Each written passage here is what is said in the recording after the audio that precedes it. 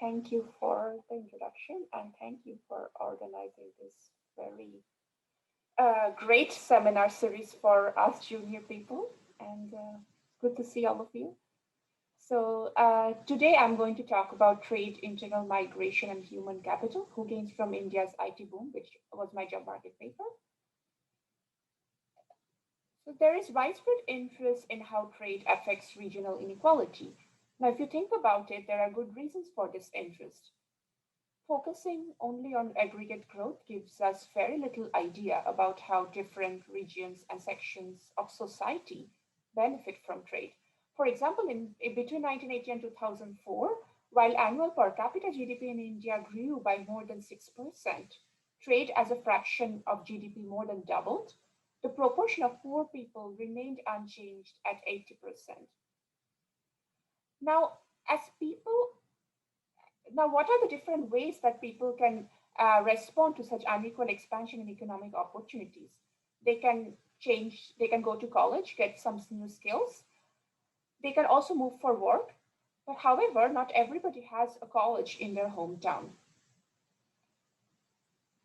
There is very unequal access to education. For example, Jim from Jar Bridge in Nevada, which is basically a lot of desert, which and doesn't have a college in its 90-mile radius, will find it much harder to access education compared to John from Dallas, Texas, which has the SMU right there, many colleges right there.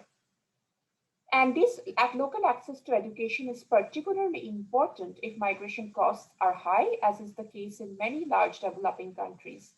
For example, in 2001, according to the 2001 Indian census, out of the entire Indian population, only 11% migrated out of the district of current residence.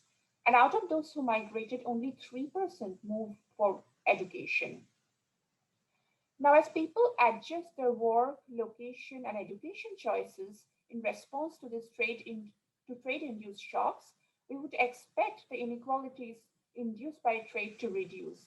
But because of the existence of this unequal access to education and the existence of this migration cost, we do not know by how much. The question that I'm going to ask today is, how does trade affect welfare and inequality when human capital is endogenous? Now, to answer this question, the first thing we need to ask ourselves is, does trade indeed affect human capital?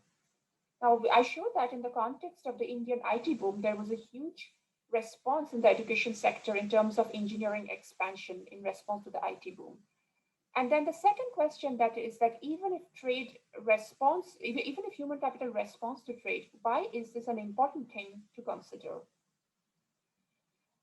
And a person who is unskilled can lose as a result of the IT boom as the relative demand for their services goes down.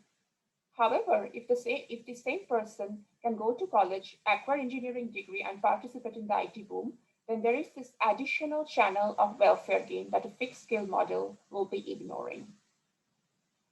Now, even after we take into account the mobility for education, why is it important to think about the costs associated with moving for work and for education? In a model with perfect mobility, individuals will move until the welfare gains from trade are equalized. In a model with no human mobility, the welfare gains are going to be very localized to regions that are directly affected by the trade shock. However, in the in-between case, the gains from trade will crucially depend on how easy or difficult it is to move for work or for education. And it is very important to think about these two costs separately. Now, why? Now, think about an example where the cost of moving for education is lower than that for work. In this case, individuals may have an incentive to move for education to regions that are closer to jobs, because in the next period, they're going to reduce the cost of moving for work. Now, taking into account these different types of mobility frictions for work and for education, help us understand the aggregate and distributional consequences of the IT boom. For example, if Bangalore, which is known as the Silicon Valley of India, exports software, the question is, how does that affect not just Bangalore, but other regions of India, regions that are close to Bangalore, regions that are far from Bangalore? And the answer to this question is crucially going to depend on this interregional linkages in terms of mobility flows. In terms of contribution to the literature, I will go over it very briefly. That given that there is a very big literature on the effect of trade liberalization on wages, there is relatively less work on the effect of trade on education attainment, and it is mostly people look at primary response of primary and secondary education mostly at a reduced form framework, with a few notable exceptions. So the contribution of this paper is that I look at how this education response to trade affects welfare inequality in a general equilibrium framework where different things in the economy are able to adjust, like cost of living, changes of labor supply to other regions. And this relates my work to this emerging literature on spatial models with mobile migration costs. I make two contributions in this literature. The first contribution is that I add the individual's education and location of education choice in these models, where the individuals make this choice taking into account their long-term occupation choice. Second, I also allow for migration costs for education. And this relates my work to this huge literature on the effect of trade on regional inequality. I have only cited the literature review. And here my contribution is that I look at how trade affects regional inequality after adding this endogenous skill acquisition channel. Okay, so the three main results, if we don't get to the end part of it, is the first thing I show is that this endogenous education responsive rate is very important. If we do not take into account the fact that people can change their education, then the aggregate welfare gain from the IT boom would be about half, and the regional inequality would be about 37% higher. Equally important is to account for mobility for education. If we take away the freedom to move for education, we find that the aggregate welfare gains from the IT boom would be marginally lower, but regional inequality as measured by the coefficient of variation would be about 15% higher. Now, this leads us to think about what are the policy implications? Is there anything that relates to this that we can change? And that brings us to policies that can reduce some of these mobility frictions for education, which in the case of India could be reducing state level barriers to mobility for education, such as reducing state level quotas for education. And I find that this increases the relative welfare gains of districts with low education amenities. Okay, so this is the outline of the talk will be that I will start with a brief background of the Indian IT sector. Then I'm going to show you the two most important stylized facts that is going to be consistent with the model that I present. Very briefly, I will touch upon identification and estimation before showing you my main counterfactual. Is there any question, or should I just continue? Not from the audience. Maybe I just have one question just about the summary of your results. Do you assume that when people move from for education, then they go back to their origin region, and that's why it reduces regional inequality? So the reason it reduces regional inequality is because, very importantly, this welfare that we measure is for the people, as you're saying, is attributed to the where the person comes from. So if you're coming from Paris and you go to Amsterdam, then your welfare will be the extent of welfare will be computed in Paris. So yeah. Okay. Yeah. Thank you. I actually only have two clarifying questions to add it to Sarah's. Are you going to consider cases of remittances, sending back monies to families in the back home? And another question I had is, if you are, how are you going to think about the supply of education? So, endogenous responses of government in response to demand for higher education, are you going to be thinking about that channel as well? Yes, a very good question. So the first is that remittances, no, because there is really like no data at all on inter-district remittances that really doesn't like at all exist.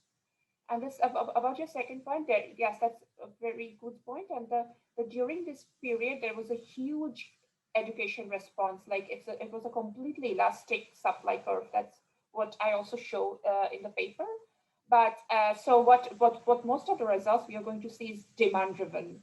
So you would kind of assume that the people can just get the education somewhere, but the quality is going to differ. So that's the main, yeah. So if you go to college X, which is very bad in some region, then that will be worse than going somewhere else. Okay, so okay, why is India a great setting to study this question? So currently, India is the world's second largest exporter of IT and IT-enabled services. And a crucial feature of this industry is that more than 80% of its IT output is exported. Now, why this is important is because this points to the fact that the growth of this sector is severely constrained by the growth in international demand. And this constraint was eased during the late 1990s and early 2000s when a series of international demand shocks, such as the Y2K shock and the dot-com boom and bust, increased the demand for Indian IT. The Y2K shock started with the fear that computer systems will fail. So before 2000s, all computers used to store dates with only the last two digits. So the fear was that 1900 will be indistinguishable from 2000s. And there was a huge amount of debugging and coding work that went to India overnight, as India already had a largely well-developed technical sector. And the dot-com boom is a period of excessive usage and adaptation of the internet. And importantly, all of these shocks, even though transient, led to a persistent growth in the Indian IT sector starting from the late 1990s as firms abroad discovered that there is this market where they can cost efficiently outsource their services. And this is what you see in the graph that yes, normalized IT exports has been growing kind of in a linear trend, but it really jumped in from 1999 to 2000. And this is the year that we're going to consider.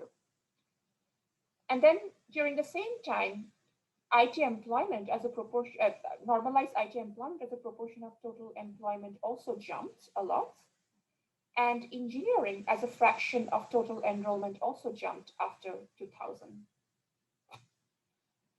And then the data that I'm going to just talk about the data for this project. The data. Can I jump in? Yeah. So the enrollment, it seems, is lagging behind the increase in employment growth when we expect the opposite. Yeah, no, we don't expect the opposite because it always takes some time for education to respond. So once you see like wages change, people cannot immediately change their enrollment. So this is very consistent with the fact that there is a little bit of lag for education to respond. Okay, thanks. So the data for this project, so the data on IT export values comes from NASSCOM, which covers 95% of Indian IT firms. And then the data on wages and employment are compiled at the district industry year field of education level, are compiled from the Economic Census of India and the National Sample Survey Organization. The data on enrollment comes at the district year field of education from the Population Census of India. Crucially, now we need some measure of linkages between the districts, and this district level migration data is a confidential data that was obtained from an agreement with the government, which tracks not only where people are moving, but also why they're moving for work or for education. So in the end, for this project, we have 530 districts of India across 31 states, 2 types of college degrees, which we call engineering and all other college degrees, 4 sectors, which are agriculture, manufacturing, other high-skill services, an import sector, and an export sector, which for this project will be the IT sector. Okay, so there's only one summary statistic that I want to point out is this huge growth in engineering as a fraction of college enrollment between the pre and the post-boom period. This engineering as a fraction of college enrollment more than doubled. And not only that, the college enrollment during that time more than doubled as well. So engineers in total numbers saw a very large increase. Before I come to the stylized facts, is there any questions from the audience, or I should continue? No, you can carry on. So for the sake of time, I'm only going to present the 2 most important facts that is going to inform the model today. And the first fact is the endogenous employment and education response. So the first thing I show is that IT employment responds to this IT boom. So to do this, I do an event study where I compare districts that had prior IT exports to districts that did not have any prior IT exports over the pre and the post-boom period. And so beta T measures this year by year response of standardized IT employment in districts that had prior IT exports compared to districts that did not over the pre and the post boom period. So it's a double difference. And as you see from this is that there is hardly any pre-trend during 1995, 1998, but from 1990 to 1999, there is a significant difference in the growth in IT employment in districts that had prior IT exports compared to districts that did not. Now I do this exact same event study for engineering enrollment. And this is what you see. So for the engineering enrollment, unfortunately, there is only the decadal census data available. So this can only do 3 years. And you can see that from 1991 to 2001 to 1991, again, there was this big increase in engineering enrollment in districts with prior IT exports compared to districts that did not have any. And then it kept then the same for 2011. And then now that I have documented some evidence of IT employment and engineering enrollment response to the boom, the second fact that I want to document is about migration. So migration reduces over distance, and this is very consistent with this huge gravity literature to which almost everybody here has contributed. And we also see that people migrate more for work than for education, which is a little bit more of the new fact. But this is just a map of India, and this is a very, very illustrative example. And this tiny white spot that you see here is Bangalore, the Silicon Valley of India. And as you can see, most of the migrants to Bangalore came from in and around Bangalore. Now, as you keep on moving away from Bangalore, the proportion of people moving into Bangalore for work also reduces. And from these regions, there's like barely anybody coming for work. So migration response to distance, which again, I will estimate later. And again, out of all migrants in 2001, about half of them moved for work and only 3% moved for education. And not only that, out of those who moved, while about more than half of them crossed state borders for work, only about 1/3 crossed state borders for education. Now, these facts would give you an idea that the migration costs associated with moving for work and for education could indeed be very different. Now that I have documented these two important stylized facts that is going to inform the structural model, I'm going to talk about the model. And if I'll just stop for a second if by chance there is any question, otherwise I will continue. Okay, I guess I'll continue. Okay, so the model, in the model, there are many different locations within India and one rest of the world. It's a spatial model, so we need locations.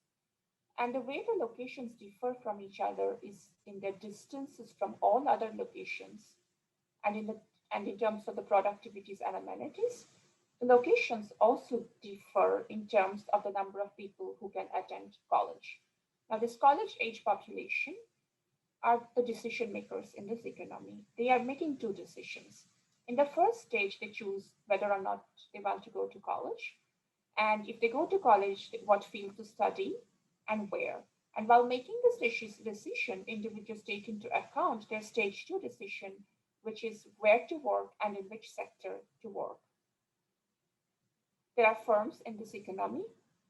There's a representative firm in each sector and in each location that produces a variety of goods that is subject to costly trade between different districts of India. Basically, there are costs of trade.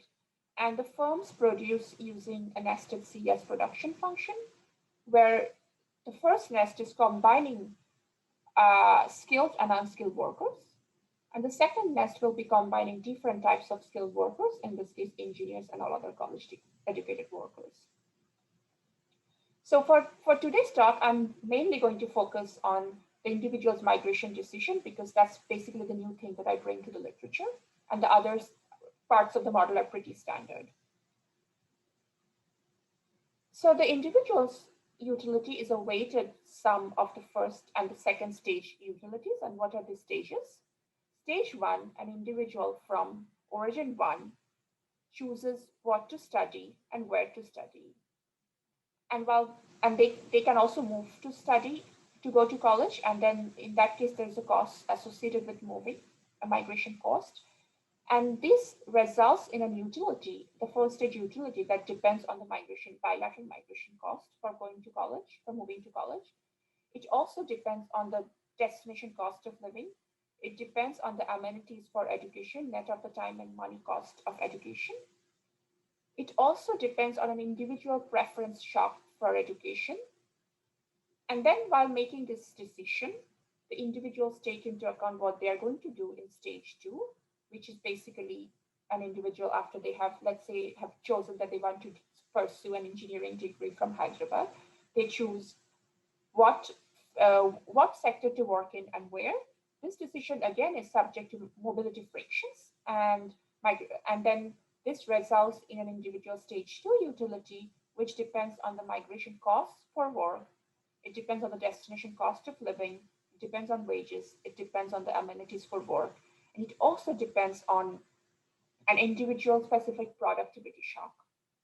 Now, the standard in the literature is to model this, I think it's called gamma and eta as draws from the Frischer distribution. And it's very standard. And the reason people do it is to get gravity estimates for migration flows. And this is what I do. And doing this gives us the gravity migration equation for work. And so it looks a little complicated, but it's not. It is basically just showing the proportion of people with a particular degree from a particular region who moves up in another place to work in sector S. So basically that depends on the real wage that you expect to get in that region and in that sector. And it depends on the amenities. It also depends on the migration costs. Very importantly, individuals weigh the attractiveness of, let's say, working in the IT sector in Bangalore relative to all the job opportunities available to that person with that particular degree from that particular location. So this is the access to jobs. This measure summarizes all the access to jobs that, let's say, an engineer from Hyderabad has. And then the Frischer shock for education generates this migration flows for education, which again basically just shows the proportion of people from O1 who move to O2 to study F, let's say engineering or anything else. And this depends on the net amenity for education. It also depends on the mobility costs for education. It depends negatively on the destination cost of living. And it depends on the access to jobs, which we just derived in the previous slides. So but then the individuals here are also evaluating the attractiveness of studying a particular subject in a particular region available to all the access to education available to that person. This Phi-O1 measure is going to capture all the different types of education opportunities that are available to a person. It is also going to capture all the economic opportunities that are available after getting those particular degrees. So these are basically the new ingredients that are introduced in this literature, the separate measures of access to jobs and education that will help us understand the welfare consequences of the IT boom. There is a question by Jem. He was asking whether if you would swap the order between stage one and stage two, so for choosing or choosing a job and then choosing education would change anything to the model. Yeah, so I think the reason for for taking this as first education and first work is that's what we see in the data, that most people are choosing the education before they choose work. And so I think the flipping of the order is not going to be consistent with the data. You could argue that you could make it a simultaneous choice. And the reason I do not do it is that then if you make it simultaneous, then you're going to get very weird predictions. For example, let's say somebody is an engineer, and for some reason he doesn't find a job in engineering and becomes an HR manager. Then the model is going to predict that the engineer is doing all of this to become an HR manager. So that's why there's this two-stage decision making. Thank you. Okay. Okay, now very briefly, trade with the rest of the world. That's also a crucial piece of this paper. So what it shows is that the IT exports from District D to the rest of the world depends negatively on the price of the IT that the district charges, very intuitive. It also depends negatively on export costs. So export costs here are mostly, think of communication costs for IT, which one of the things that have been used in the previous literature is the linguistic distance from English. So English is a crucial skill to have if you want to work in this sector. And previous literature has shown that how easy or difficult it is to learn English depends on your mother tongue. And given that every different region of India has a different language with a different linguistic distance from English, this paper by Shastri showed that it actually predicts the comparative advantage a region has on IT. The second measure is the standard historical software exports, which is a measure of the reputation of this district in supplying IT, and this was also used by Banerjee and Dufflo as a measure of comparative advantage. Now, the way the model is going to work is that suppose there is Sorry, isn't another determinant of export costs there like infrastructure for internet connectivity? How are you thinking about that? Yeah, no, that's a very, very good question. So I tried actually looking into that data, but unfortunately, at that time, the data was absolutely like non-existent for internet connection.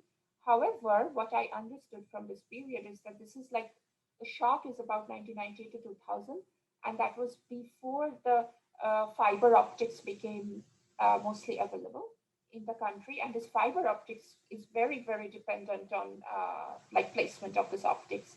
And most of the internet connection before that was through satellite connections, which was less space dependent. But yes, you're right. That's the ideal thing would be to have a measure of internet, which didn't exist back in the day data. Yeah. Thanks. Okay. Thanks. Then, so the way the model is going to work is that suppose there is a rise in demand for Indian IT, and this, sorry, maybe I'll add one more thing to Brett's question. So maybe if there are any differences that would kind of be captured by this historical software exports, given that it did not change too much. Okay, so the way the model works is that suppose there is a rise in demand for Indian IT. Now this changes the IT prices across regions, and it also changes the real wages for workers in the IT sector. Now, how much real wages change are going to depend on how well connected the region is, because that's going to determine how easy or difficult it is to move there. And that's where the mobility costs for work matter. But it's also going to depend on the comparative advantage in IT that I just showed. And this part of the model is almost like a specific factor model in that engineers are fixed, demand for the skills go up, their real wages go up, and there's a spatial component to it. And this generates the first reduced form fact that I document, that IT employment responds more in regions with close proximity to college graduates and with comparative advantage in IT. This fact is in the paper. I only showed the part where I showed IT employment response with more in regions with comparative advantage in IT, but it's in the paper. And now the second piece of the problem is that, however, there's a rise in college premium and also in engineering premium. And this changes the incentives for education, and it increases enrollment in college and also in engineering. But it happens more in regions that are better connected to jobs. And that's because, again, there is this mobility cost for work. But it also depends on the access to education, because, again, there is this education cost, mobility cost for education. And this is where the mobility costs for education matter. And this part of the model is almost like a Heck-Sherlin-like effect in that there's a demand for college-educated workers, for engineers, and there's a supply response from them. And this generates a second reduced form fact that I documented, that engineering enrollment responds more in regions with close proximity to college-age people and IT jobs. Okay, so this is the model, and the last piece is going to be very, very brief discussion of estimation and findings. Is there any questions on the model? I don't think so, and you still have about 8 minutes. Okay. Okay, that's good. Okay, so for the estimation, I'm going to be very, very brief, but I'm just going to start with the fundamental challenge of estimation of migration costs in this literature. So when you see a very high labor supply in a region, the question is it because of better unobserved amenities like nice climate? People love to live there? Or is it because this region is just closer to other populous regions and it is just easier to move there? So how do you separately identify migration costs from amenities? And to do that, I use two moments. The first is the bilateral migration flows across districts disaggregated by reason for migration, which my very disaggregated data allows me to do. And because this is bilateral in nature, this is going to inform me about the migration costs for work and for education. Now, given that if we have the migration costs for work and education, the data on district level employment and wages by sector and enrollment by field is going to help us back out the amenities for work and education and sectoral productivity. So it's going to be a joint estimation. The intuition is that the bilateral moments identify the bilateral unobservables, which are the migration costs, and the district-specific moments identify the district-specific unobservables, which are the unobserved productivity amenities for work and education. And then there's also the unobservables are IT. There's also unobservable IT trade costs and internal trade costs. And the unobservable IT trade costs are going to be identified by the bilateral exports of IT from districts of India to the rest of the world. Snapshot of estimation. I'm going to go a little bit more in detail on the estimation of migration costs for work and for education separately, as this is one of the main contributions of this paper, and so far as it comes to estimation. So what we see in the model is the proportion of engineers, let's say, who move from Delhi to Hyderabad to study engineering. But what we see in the data is an aggregation of proportion of people moving from Delhi to Hyderabad, let's say, aggregated across all fields of education. Fortunately, when you aggregate the model moment to the data for the estimation of migration costs for education, I get a very similar estimation, a nonlinear estimation specification, which the gravity literature has used. And this basically relates the log of migration flows for education to origin fixed effect, destination fixed effect, origin fixed effect, distance vector. And this distance vector is going to be basically the geographic distance between the districts, a common language overlap, which is a measure of cultural proximity, how many people speak the common language between two districts. And then there are dummies indicating whether two districts are neighbors, they fall in the same state or not. And the state border effects are very, very important for my identification. For my estimation. So the way this is going to be identified is we are going to compare two districts that are neighboring, but just fall on opposite sides of the state border. And we are going to see how much migration flows fall when you go from this one district to another, just on opposite sides of the state border. And that's the state border, how we identify state border effects in this paper. As far as the estimation of stage 2 migration costs for work is concerned, here there is one more level of aggregation. So what we find in the model is the proportion of engineers from Hyderabad to Bangalore who work to move in IT sector. What we see in the data is the proportion of people moving from Hyderabad to Bangalore aggregated across all fields of education and all sectors of work. Now, what happens is that once you aggregate across all fields of education, there is a skill level that is unobserved that we don't observe, and this unobserved skill, affects access to jobs and also migration costs, and this creates dependence. And this is going to bias the estimation if we just do a linear estimation. So here we do a joint estimation of work, migration costs for work, and the amenities for work. And so how much time do I have? About 5 minutes. Okay. So what I find is that the migration costs for India are very large. Migrants on average have to be compensated about 80% more than non-migrants when moving within the same state across districts. And if you compare to the literature, the closest of this is for China, which Tom Bianzu has estimated to be 82%, and India is even more restrictive in terms of migration than China when it comes to, if you look at migration flows. And I also estimate huge state border effects. So being in the same state increases migration between neighboring districts by about 49% for work. And this effect is twice as large for education.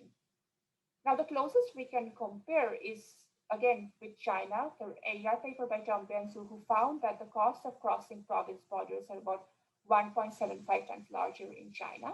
But there is no measure in the literature of the state border effects separately for work and for education. So this is the best that I can do to compare. Okay, this is just a summary of parameters, some of which I take from the literature and some of which I estimate. And I'm just gonna, I have shown you this, just giving you the flavor of the estimation of the migration cost, which is the most important for this paper. So I'm just going to now go to the results. Any questions on the last section? Not for now. Okay. So the question that I'm going to ask today is, how does the IT boom between 1995 and 2001 change the aggregate and regional welfare of Indian districts? So the way I'm going to implement this is that I'm going to hold everything like migration and trade costs, amenities and productivity fixed at the pre-boom level. The only thing that I'm going to change is the IT export demand, which increased by about 60% annually during the boom period. And then I'm going to see how that changed welfare across regions. Now, the measure of welfare is very intuitive in this model. So the measure of welfare, this goes back to Sarah's very initial question, is that is going to be measured here is the ex-ante average regional welfare. So basically, this is the welfare before individuals make any endogenous work, education, location choices. And this ex-ante expected welfare is very neatly summarized by this access to education measure that I derived before. And this access to education itself comprises of the amenities of studying different subjects. It depends on the migration costs. It also depends on the access to job opportunities. Now, this is the model, welfare in the model with endogenous education. Now, I'm going to compare how the model fares when it comes to, if we compare it to the model with fixed skill. And here, the welfare that you are going to derive is this weighted sum of this access to job opportunities, where the weights are the distribution of skill in the population. Now, using these welfare measures, what I find is that if you take away this endogenous skill acquisition channel, the aggregate welfare gains from the IT boom would be about half. And then let me just show you the histogram of the regional welfare gains. So the gray histogram plots the regional welfare gain with the fixed skill model, and the red histogram plots the welfare gain with the endogenous skill model. I mean, the endogenous skill, the histogram is to the right because the regions on average gain more after with the endogenous skill acquisition channel. But there's also a large increase in welfare gains if you take away the endogenous education channel. So regional inequality in welfare gains is about 35% higher. Now, the next important thing that I bring to the literature is the mobility for education. Now, the question is, how important is this mobility for education? How important is the fact that you can move from one district to another to get a college degree? If you take away this mobility, this option to move for education, I find that the aggregate welfare gains do not change that much. However, the regional welfare gains increase by about 15% if you take away the option for people to move from one region to another for education. And it's intuitive because regions that do not have good colleges, they're going to suffer. Now then, the question that is coming is that if this mobility for education is important for regional inequality, is there anything we can do about it? So here comes the main counterfactual that I do in this paper. So we have to understand where this huge estimated state border effects for education relative to work comes from. And this comes from artificially generated state barriers to moving for education in India, where 50 to 85% of seats in colleges are reserved for in-state students. So what I do in the counterfactual is I equalize the effect of state borders on mobility for work and for education. And you can interpret this as say, thinking that you kind of take away all this excess state level barriers to mobility for education imposed by the government. And if you do that, you find that the regional inequality would be about 27% lower. But what is interesting here is that this policy that I'm talking about, even though it reduces the regional inequality, again, regional inequality due to from the IT boom, even though it becomes lower, what is very important here is that this is not a parity improving policy. So here, this is my last thing I show is that this red histogram plots the welfare gain from the IT boom with the reduced quota regime. The green histogram plots the welfare gains from the IT boom with the current quota regime. Here you see these regions that actually gain less from the IT boom in the reduced quota regime than they were gaining before. And these are so-called privileged regions like Mumbai, which has very good colleges, and they were gaining more before. But now as you open up the state borders, there are more competition. Most people from other states are able to take advantage of their good education facilities. And so overall, even though it reduces regional inequalities, some states, more fortunate ones, gain less from the IT boom. So here, just to wrap up, what I showed you is that I introduced a new quantity spatial equilibrium framework in this literature. And the main reason I introduced this model is because it's a framework to understand how the regional inequality from trade will change if you allow people to choose their education and if you allow them to move when there are costs associated with moving for education. And I document this channel is very important. There are significantly different aggregate and distributional consequences of trade across regions if you take into account this education response. Now, this is with a grain of salt that we are talking about this very high skill intensive IT sector, which really requires college educated workers.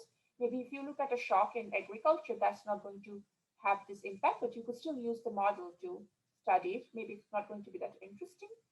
And the last important point is that I also point to the fact that there could be policies in the labor market, or policies in the education market that can reduce some of these inequalities from trade, such as reducing state quotas for education. So there is a lot of literature that talk about how we can use labor market policies to reduce some of this mobility frictions, some of this regional inequality in trade. But there's also policies that we could use in the education sector that can also be useful. So, thank you. Great. Well, thank you very much, Devaki, for this very insightful presentation.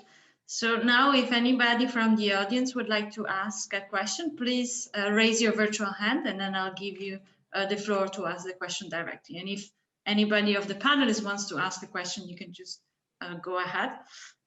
Maybe I can start with just a small question. So would it be possible with your model also to check what would be the effect of opening a new educational track in regions where they don't have any?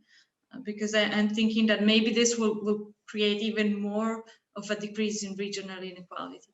Yeah, so this is possible, but however, because I do not have a very direct measure of college here, the way this is going to be implemented is something I have looked at is basically you make this education quality or this education amenities completely same across regions. And this is an extreme case of having the best uniform quality of education across regions. And that's also one way you could think about it's reducing the inequality. And I think that's a little bit less practical, but it's than this one, but it's also like theoretically a very important observation. Yeah. Let me ask if I can a quick question too. So if you really think about, I mean, from my limited understanding or knowing of India, it's incredibly heterogeneous across different districts and neighborhoods and panchayats and whatnot. So these, spatial sorting will result in different compositions of people moving across different places, which will also change amenities as well. And I believe here your counterfactual is fixing these potential changes in amenities fixed. And I wasn't sure how much of that would be important. I mean, because people have sorted into that way for some reason, and somehow we are not thinking about these. Yeah. So yeah, go ahead. No, it's a super good question actually, because you're right, absolutely right. Because the way the migration flows are modeled is that a lot of it I tried to capture using like estimates of cultural costs, such as language, and so there will be cultural costs, there will be geographic costs, and then if you think that over time this sorting of people can change the the amenities, that's going to be that's completely possible. And I think one way you can look at it in that I have done in a extension is basically allowing for endogenous amenities. So you let the amenities change depending on the people who are coming in, but I don't know how much it will be. You will be able to keep track of the heterogeneity of people with that. But that's one way to address a little bit of your question, is allowing that to be endogenous. I see. I don't know to what extent your census data has individual level information, but if you could at least try to construct these migration flows by different characteristics, maybe caste or religion, and try to document these heterogeneity. Maybe there isn't, and that would be something that could be interesting.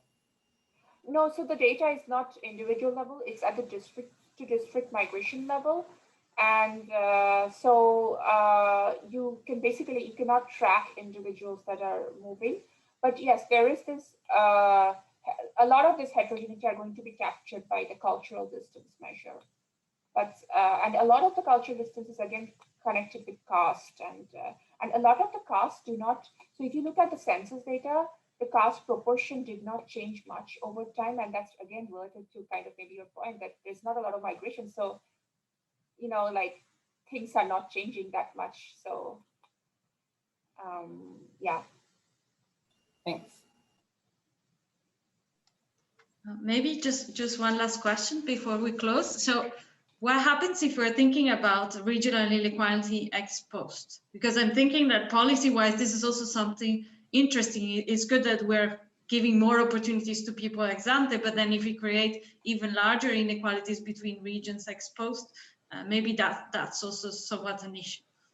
Yeah. So again, it's very interesting because there is this tension between, as you pointed out, there's this tension between the inequality you're measuring, where you're coming from and where you're going. And I think in the migration literature, people have tried to estimate it in different ways. And in this paper, what I can look at is real wage inequality across regions. I cannot really compute welfare because the welfare by definition is going to, so because the people are making these choices, you can define welfare. You cannot really define the welfare of an engineer because the engineer is itself an endogenous choice. But you could compute real wage, and you can actually make some statements about real wage inequality, which I did in the paper, but I forgot the results. But you can look at real wage inequality ex post, and that by definition will only be ex post. Yeah, of course. Good. So if there are no more questions from the audience or the panelists, we can give the floor to Giuseppe for closing the seminar. All right. So thanks, Devaki, for the presentation, and thanks to our panelists, Hukun and Brett, today. Let me just introduce next week's speaker. So next week, we will have Maurizio Strazzeri from the University of Constance. And in the meantime, I would like to encourage you to keep submitting papers to us. We will review them on a rolling basis, and you can check the schedule on our website. And if you like, also, when you go to register for the seminar, you can volunteer to be a panelist. So that means we encourage you to read the paper in advance so that we can have good discussions as we had today.